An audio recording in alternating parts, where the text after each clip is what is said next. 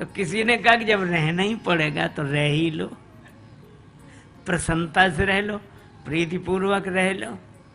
धर्म का ह्रास होता है और अधर्म का उत्थान होता है।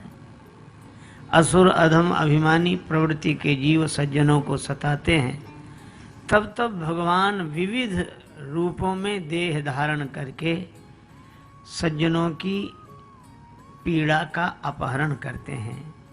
भगवान की लीलाओं के इसी यश को गाकर भक्तजन भव सागर से पार जाते हैं, क्योंकि कृपा समुद्र भगवान भक्तों के लिए ही अवतार लेते हैं। इसी आधार पर हम लोग भगवान श्री राम और भगवान श्री कृष्ण की चारु चरितावली का गायन श्रवण लाभ प्राप्त कर रहे हैं। भगवान श्री राम जनकपुर में ठहर गए, गुरु जी के साथ ठहरे हैं वाटिका में। अच्छा, कितना बढ़िया संकेत है। ये वाटिका है क्या?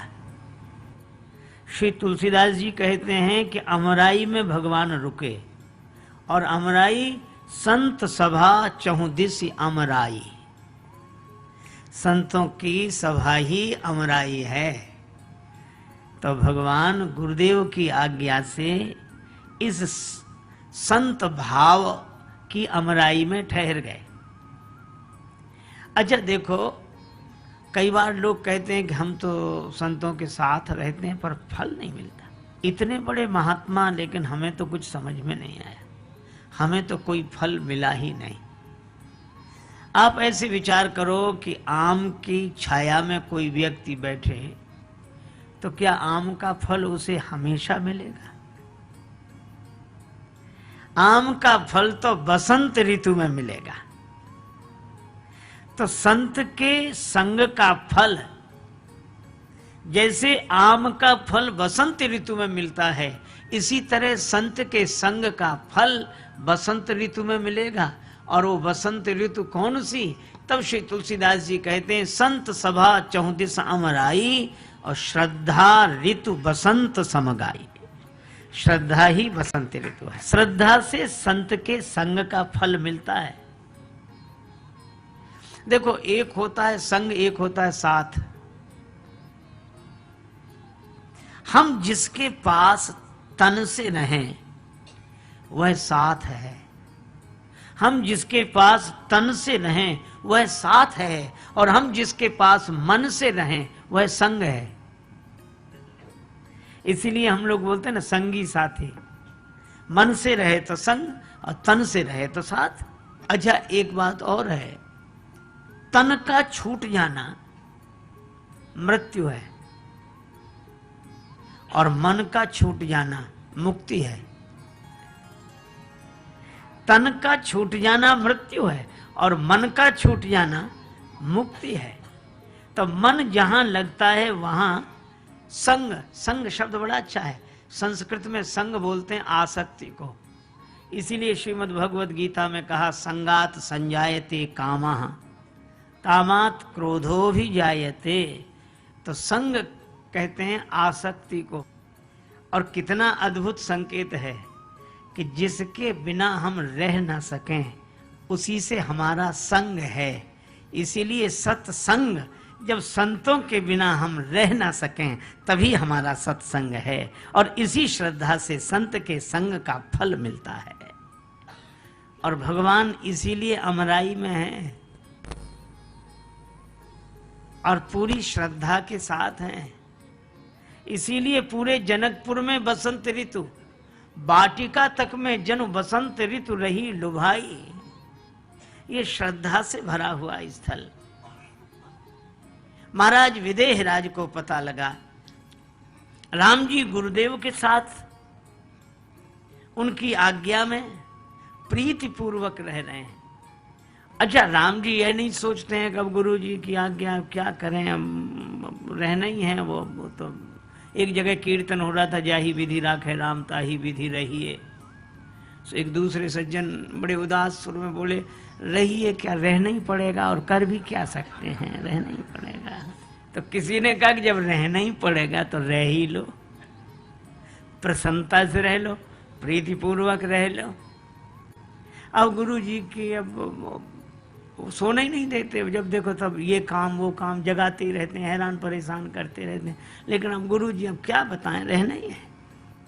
ऐसे नहीं, जब ये लगे कि यह हमारा सौभाग्य है कि गुरु जी आज्ञा देकर हमें सेवा का अवसर दे रहे हैं, हम गुरु जी की आज्ञा का पालन कर रहे हैं। गुरु जी बार बार कहते हैं, बार बार मुनि आज्ञा दीनी रघुवर जाए सैन तब कीन्ही। बार बार यह है।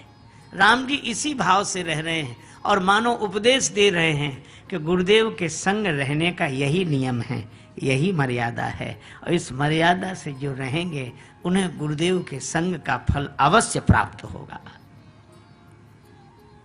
जनक जी को पता लगा विश्वामित्र जी आए। अच्छा, आप विचार करें, विश्वामित्र महामुनि ज्ञानी, विश्वामित्र जी मुनि नहीं महामुनि हैं, परम ज्ञानी हैं। और श्री जनक जी जासु ज्ञान रवि भव निशिनासा बचन किरण मुनि कमल विकासा। जनक जी भी सोचते कि अगर विश्वामित्र जी ज्ञानी हैं तो हम भी ज्ञानी हैं, तो ज्ञानी को ज्ञानी के पास जाने की जरूरत क्या है। उन्हें भी आत्मज्ञान है, हमें भी आत्मज्ञान है। एक गुरुजी ने अपना चेला बनाया और चेले को ज्ञान दिया, सब में भगवान देखा करो। ज्ञान यही है, सर्वम खलविदम ब्रह्म, सब जगह परमात्मा है। अब वो बस इसी उपदेश को लिए घूमे, सब में परमात्मा है, भीतर बाहर कण कण क्षण क्षण सब जगह भगवान, सब जगह परमात्मा। मैं भी ब्रह्म, तू भी ब्रह्म, ब्रह्म ही ब्रह्म सर्वत्र। उनके सत्संग में भी लोग जाते और वो जहां बैठते बस यही एक ही बात, मैं भी ब्रह्म, तुम भी ब्रह्म, सब में ब्रह्म, ब्रह्म ही ब्रह्म। एक दिन राजा का हाथी बिगड़ गया। महावत चिल्ला चिल्ला के कह रहा था कि हाथी हमारे बस में नहीं है, सावधान हो जाओ, सावधान हो जाओ। सत्संगियों ने सुना, मैदान में बैठकर सत्संग कर रहे हो, हाथी इधर ही आ रहा है। सत्संगियों ने कहा, सुनो राजा का हाथी बिगड़ गया। बोले भागने की जरूरत नहीं, हाथी भी ब्रह्म, मैं भी ब्रह्म, ब्रह्म ब्रह्म सब बराबर। और तो सब भाग गए, वही खड़े रहे। किसी ने कहा आपकी निष्ठा बड़ी तगड़ी है, आप रहो, रुके रहे। हाथी सामने आया, महावत चिल्ला चिल्ला कह के भाग जा, सामने से हट जा, सामने से हट जा। कहने लगा हाथी भी ब्रह्म, मैं भी ब्रह्म, सब में ब्रह्म, ब्रह्म ब्रह्म को कैसे मिटाएगा। खड़ा रहा। हाथी तो गुस्से में था, उसने सूंड में लपेट के पटका जो फेंका, दूर जाके गिरा, हड्डी पसली टूट गई। लोग ले गए गुरुजी के पास, तो बड़ा दुखी हुआ। गुरुजी से बोला, गुरुजी आपका ज्ञान झूठा। कहा कैसे? आप कहते थे सब में ब्रह्म देखो, मैं सब में ब्रह्म देख रहा था, हाथी भी ब्रह्म, मैं भी ब्रह्म, तो ब्रह्म ने ब्रह्म को उठाकर क्यों फेंक दिया? गुरुजी ने कहा कि ज्ञान तो सच्चा था, तुम समझ नहीं सके। मैंने यह कहा था कि सब में ब्रह्म को देखना, तो सब में ही तो देख रहा था। आज जब सब में देख रहे थे तो महावत ने मना किया था कि नहीं? बोले हाँ, महावत ने तो मना किया था। तो तुमने महावत की बात मानी? नहीं मानी। तो गुरुजी बोले बस ब्रह्म ने ब्रह्म की नहीं मानी तो ब्रह्म ने ब्रह्म को उठाकर फेंक दिया, उसमें क्या है। अरे भाई, ज्ञान निष्ठा में बड़ी सावधानी की आवश्यकता है। जनक जी भी सोचते कि हम भी ज्ञानी, वो भी ज्ञानी, चराचर में ब्रह्म, फिर मिलने जाने की जरूरत क्या है। पर यह मर्यादा नहीं है। ज्ञान की स्थिति तो ठीक है, लेकिन मर्यादा क्या है? जनक जी सोचते हैं कि मैं गृहस्थ हूं और विश्वामित्र जी महात्मा हैं, विरक्त हैं, तो कितना भी ज्ञान की समानता हो तो भी गृहस्थ को महात्मा के स्वागत के लिए जाना चाहिए, सत्कार के लिए जाना चाहिए। यह मानस की मर्यादा है।